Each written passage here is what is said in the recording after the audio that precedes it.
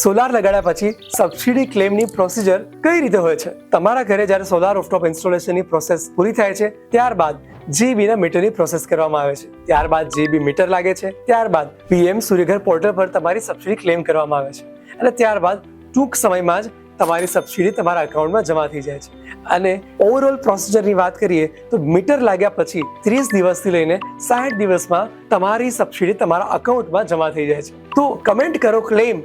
જો તમને સબસિડી ક્લેમને લઈને કોઈ પણ ક્વેરી હોય તો અમારી ટીમ આપનો સંપર્ક કરશે અને આપની સબસિડીને આપના એકાઉન્ટમાં લેવા માટે જે પણ સપોર્ટની જરૂર હોય એ સપોર્ટ કરશે. અને તમે પણ તમારા મિત્રો સુધી આ રીલને શેર કરો, જેને કારણે તેમને પણ ખબર પડે કે પીએમ સૂર્યઘર યોજનામાં 78,000ની સબસિડીનો લાભ તેમને પણ મળી શકે છે. તો પછી તમે તો ANK ને પોતાનો સોલાર સાથી બનાવી જ લીધો છે, પણ તમારા મિત્રોને પણ કહો કે ANK ને બનાવે તેમનો સોલાર સાથી.